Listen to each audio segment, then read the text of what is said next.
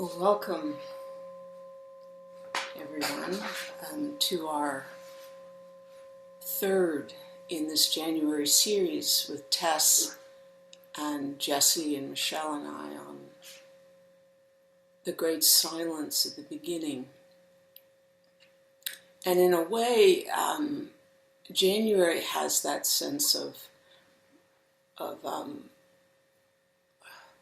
this new beginning or this fresh start, or in the way every time you sit in meditation, it has that same quality of you're at the beginning of the universe. The sense of everything that came before has fallen into abeyance and is no longer at play, I guess. And everything that is about to come has not yet arisen. And there's a sense of, I guess, communion with the life that's here, or a sense of receiving and not interfering with anything. For a while, the period of meditation, you let the universe make itself and also destroy itself. Whatever it's up to at the moment, it's no longer up to you to manage the universe and make it, to pull it into being or shove it out of the way. It's just doing that on its own. And in a way, in the meditation, you begin to get a sense of what it feels like if I weren't trying to control the world. And the great silence. So it gives us it allows the universe to appear and also to disappear without deciding beforehand what would be good to have come into being or get rid of. The other night, I'd been hearing about this green comet, and that I think it's something like the first time, I don't know, some massive, large number, like 50,000 years or something, the first time it's come around. And so a couple nights ago, we went out to look for it, and I'd heard, we sort of vaguely had some idea of where it was, but, we thought we knew where it was, but when we got out there, we realized we didn't really know where it was. And we also knew you had to have binoculars, so we brought binoculars. It's a beautiful, sparkling, clear night, no moon yet. And because we didn't even know if you could see it or not, that we thought, well, we just started looking for it sort of everywhere.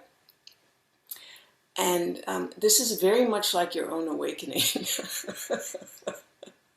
You have some idea of where it's going to come from and what it's going to look like and how you're going to get there, how we're going to find this green comet. And we start looking at the sky and trying to find it, and pretty soon we just kind of we forget about the green comet because we're looking at the stars in Orion, and if you have binoculars suddenly, or we're looking at the Pleiades, and there's this tremendous sense of awe and at the glittering majesty of the universe. And there we had, there was our morning star. With this evening star, I and all beings awaken. And we didn't need to see the green comet in order for that to happen.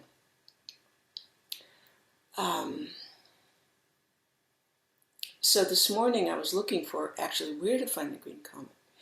And I looked on this site called Earth Sky, where they have very accurate information, and they said that tonight there would be another celestial event.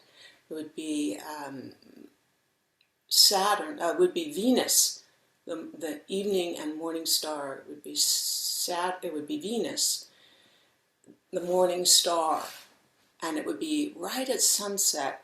There would be a conjunction of Venus and Saturn and the new moon. And so tonight you can go and look for your own morning star, evening star, green comet.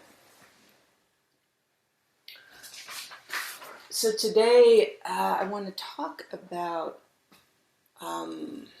the moments of awakening, or what is it to have a practice, and what does the great silence have to do with awakening and meditation, how those are related to each other. And also this idea of the New Year's resolutions. I saw this great thing the other day where it was in the New York Times, where there was a piece on awe. And someone had written, it was a professor of, I don't know, professor of neuroscience or something at UC Berkeley, and he'd written a book on, it was called The New Science of Everyday Awe. The new science of everyday wonder and how it can transform your life. And then it was all these methods of how to evoke intentional awe experiences. So many of us take up meditation in that kind of spirit of, I'm going to try to, get some awe so that I can, I don't know, be happier, or I guess to have some kind of, I guess to get away from this terrible feeling of despair or restlessness or longing or confusion or fear. Fear is a really large one these days. A lot of sense of fear around. Maybe I can use awe to get rid of this fear. And the story of Buddha, I think, is tremendously interesting because it starts with the condition of having achieved, basically, it starts with the condition of Buddha having achieved all of his New Year's and all of your New Year's resolutions. So he's got the life perfectly down, he's got the beautiful mansion, he's got, his mortgage paid off, he's got the perfect partner, he has a child, he has status and money. So, and he's kept, and there's absolutely no sense of anything unwanted, anything that I would feel might be a problem and is excluded, and anything that I consider in the realm of desirable has been achieved. And he begins there, the story begins there, which is just a beautiful and strange opening to the story of awakening. And in a way, the Buddhist story, it sort of describes what it's like to the kind of sorrow that is the longing that cannot be assuaged by getting things. And I think over and over again we discover that the truth of that. I mean, in very small ways, it can be, I think, God, if I really want to lose some weight, but there is some vanilla bean ice cream in the freezer right now, and there's also dark chocolate, and there's also almonds and pecans, and if I just put it all in this nice little bowl, and that will do it. And then as I'm putting the ice cream in, I think, I just want a little more. I want a little more. I want more. I want more. And there's that part of the mind that is just full of this sense of craving, that if I can only have more of something, then I guess I don't know what it is. I look inside of myself like, what is that? I think it's so that I won't meet the 4 touch, the four touches that Buddha met. And it's all the things that he wanted to keep out. One, it was sickness, old age, death, and then the monk, the path that there's a way forward. So this is the experience of that intrinsic in every moment is the loss of the moment. This kind of both the sorrow of the inescapable sorrow of things passing, falling back into the great silence, and we so much wish that we could maintain the palace. And so there's that, but there's also, you'll discover, a tremendous amount of effort is required continually to maintain the sense of a separate, safe, and jeweled me in my life, that you'll find that you'll just, even if it's working, maybe particularly if it's working, that there's this continual, let's say you finally achieve the perfect weight, whatever that is for you. Maybe you finally gained the 20 pounds that you wanted to because you're struggling with anorexia, and you just, the skeletal quality, and you finally achieved it, or you've lost the 20 pounds that you wanted to lose. And then if there's this sense of battling, of being at war with some part of my life, and you can find that, this is very much a part of the Buddhist story too. That is the second, what he did after he left the palace was he thought, well, I'll just try to keep out of my own mind anything that I in some way feel is an impediment to my awakening. And that will be something different for everyone. For you it might be, I don't know, if I can just keep this critical mind, I'm always just really hostile and critical. Like, I'm always finding fault with everyone. In my job, I'm finding fault with everyone. And even if I don't say it, I'm feeling it. And so I'm really going to work on my meditation. And what I'll do is I'll just try to calm that part of the mind. I'll try to extinguish that part of my own experience. But you can see the trouble there, and the Buddha discovered this, is that you can get really good at that and be outwardly, suddenly everyone at work is thinking, oh wow, you're really, it's nice to be with you now. You're not so critical, and it's not so unpleasant. I don't want to get a different shift that I'm not sharing with you. But then there'll be the war, it just changes the location. And there'll be this continual sense of needing to control and dampen down the inner life. And so the Buddha discovered, he took that to the sort of the nth degree, where there's a kind of starvation, there's a kind of extinguishing of life, and in fact he almost extinguished his own life, which is a beautiful and strange and disturbing image.